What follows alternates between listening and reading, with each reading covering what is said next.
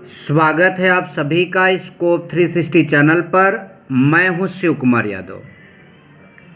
इस वीडियो में हम एयू एंट्रेंस एग्ज़ाम 2021 की प्रिपरेशन में केमिस्ट्री जो कि बीएससी कोर्स के लिए है, इसका पार्ट 6 समझेंगे। इस समय हम आपको केमिस्ट्री की प्रिपरेशन में मोल कॉन्सेप्ट पढ़ा रहे हैं। मोल कॉन्सेप्ट के 2 वीडियोस हो गए हैं, ये तीसरा और आखिरी वीडियो है। इसके बाद हम लोग एटॉमिक स्ट्रक्चर का चैप्टर क्लियर करेंगे। और एक बात आप सभी लोग ध्यान दीजिए, आज के जो मोल के क्वेश्चन हैं वो बिना हल किए आप ऑप्शन से ही बता देंगे।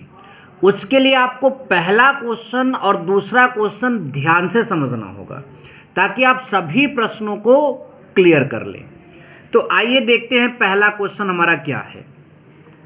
लिखा है 1 मोल CO2 में है। तो हमारे पास 4 ऑप्शन हैं, कौन सा ऑप्शन सही होगा। 6.022 इंटू 10⁻23 कार्बन के परमाणु, या फिर इतने ही ऑक्सीजन के परमाणु, या फिर 81.1 इंटू 10⁻23 CO2 के परमाणु, या फिर CO2 के 3 ग्राम अणु। तो देखिए CO2 जो है कार्बन डाइऑक्साइड, ये परमाणु रूप में रहता नहीं, इसलिए तीसरा ऑप्शन तो आपका इनकरेक्ट हो जाएगा।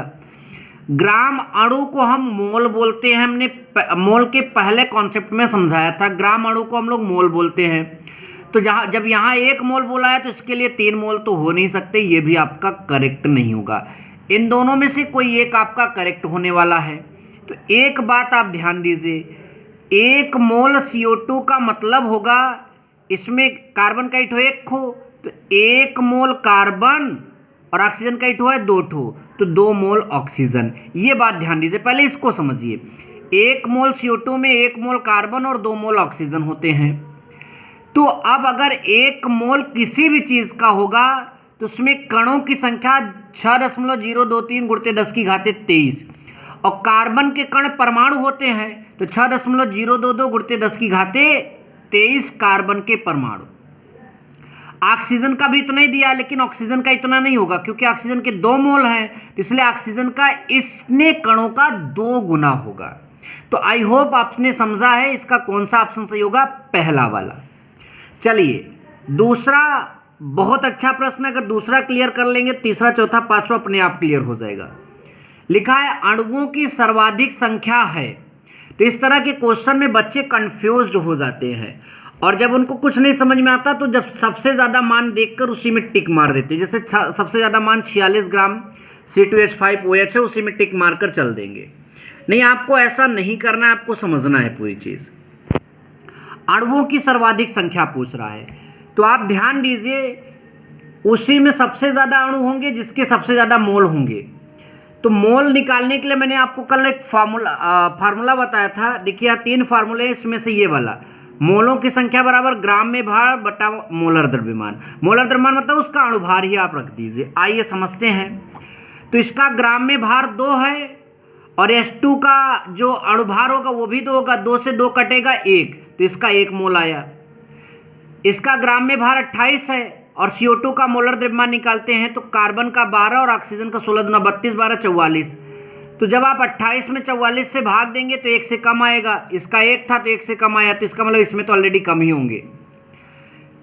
H2O का 36 ग्राम दिया है, और H2O का भार निकाल लेते हैं, मतलब मोलर द्रव्यमान। तो ऑक्सीजन का 16 और हाइड्रोजन का 2, 16 2 मतलब 1 हाइड्रोजन का 1, 2 हाइड्रोजन का 2 हो जाएगा, तो 16 2 18। अब 18 का पारा इसमें पढ़ेंगे 2 बार, तो इसका 2 मोल हो गया। इसका 1 मोल, इसका 1 मोल से कम, इसका 2 मोल। अब इसका जब आप अणुभार निकालेंगे तो 46 ही आएगा, तो 46 में 46 का भाग देंगे 1 मोल, 1 मोल 1 मोल 1 मोल से कम, इसका 2 मोल। तो जिसके मोल ज़्यादा होंगे उसमें अणुओं की संख्या ज़्यादा होगी, तो ये आपका ऑप्शन सही हो जाएगा। चलिए अब इसका आइडिया लगाते हैं। N2O5 के 64 ग्राम में, तो देखिए नाइट्रोजन का मोल ही निकालना है, तो पहले नाइट्रोजन का अणुभार निकालते हैं। सॉरी, N2O5 का नाइट्रोजन का भार 14 होता है, 14 ना 28 और 16 पंचे 80, तो 80 और 28 आपका जो है ये लगभग 108 हो जाएगा। तो 64 में 108 से भाग दोगे 1 से कम आएगा, तो इसको अभी रखे रहो। 46 अभी यहाँ पर बात हो चुकी है, तो इसका 1 आएगा, 46 का 46 में भाग देंगे। NO2 का 36, तो नाइट्रोजन का आपका होता है 14 और ऑक्सीजन का 16 दूना 32, 14 32 आपका हो जाएगा जो है 14 32। PLV भी लगभग 46 के आसपास आ रहा है, तो 36 में 46 का भाग देंगे 1 से कम आएगा। CO2 का 28 ग्राम दिया है और CO2 का जो अणुभार होता है 44, तो 28 में 44 से जब अगर हम भाग देंगे तो उत्तर हमारा 1 से कम आएगा। तो इन तीनों में उत्तर 1 से कम आया मतलब 1 से कम मोल है और इसका करेक्ट 1 मोल है। तो 1 मोल जब होगा तो इसमें अणुओं की संख्या क्या होगी, ज़्यादा होगी। क्लियर होना चाहिए। नंबर नेक्स्ट, इसमें सर्वाधिक अणुओं की संख्या, ये थोड़ा आपका यहाँ पर ध्यान देना होगा। यहाँ पर STP पर 15 लीटर H2 में, तो जब लीटर वाला दिया जाता है तो मोल की संख्या देखिए, उसका आयतन लीटर में रख दीजिए और 22.4 से भाग दीजिए। तो आइए समझते हैं। अब 15 में 22.4 से अगर आप भाग देंगे तो उत्तर जो है वो 1 से कम आएगा। 10 ग्राम O2, तो देखिए ऑक्सीजन का अणुभार जो है 32 होगा, तो 10 में 32 का भाग देंगे तो ये भी 1 से काफ़ी कम आएगा। 0.5 ग्राम H2, तो यहाँ 2 है, H2 का अणुभार 2 होगा, तो 0.5 में 2 का भाग देंगे, भी 1 से कम आएगा। यहाँ 5 है, 5 ग्राम N2, चाहे जो गैस हो उसका, सॉरी 5 लीटर N2, तो 5 में अगर आप 22.4 से भाग देंगे तो ये भी 1 से कम आएगा। अब सब 1 से कम है तो सबसे ज़्यादा इसमें कौन होगा ये चेक करते हैं। तो देखिए ये आपका हो जाएगा 15/22, 22 का पारा पड़ेंगे 0 बार जाएगा और 150 हो जाएगा, तो आपका 22 सत्ते लगभग 154 होता है, लगभग 7 बार जाएगा ये, तो 0.7 मोल के आसपास इसमें आ रहे हैं। ये 10/32, तो यहाँ पर आप भाग देंगे तो 0.100 मतलब 100 हो जाएगा। तो ये मतलब इसको जब भाग देंगे 100 हो जाएगा दशमलव लगाने के बाद, तो 32 तिहाई कितना होता है 96, तो ये 0.3 हो गया। अब ये आपका 0.5, इसमें आप 2 से भाग दे दीजिए तो 0, और यहाँ 2 से भाग देंगे तो लगभग 2 बार जाएगा, तो ये आपका 0.2 आया। और तो ये तो काफ़ी कम आएगा, तो 0.7 जो है ये वाला आया, तो इसका मतलब इसमें अणुओं की संख्या सबसे ज़्यादा होगी। नंबर नेक्स्ट हमारा अणुओं की सर्वाधिक संख्या है 44 ग्राम CO2 में कि 48 ग्राम O3 में, 64 ग्राम SO2 में कि 8 ग्राम H2 में। तो 44 ग्राम, इसका 44 अणुभार भी होता है, 1 मोल आ जाएगा।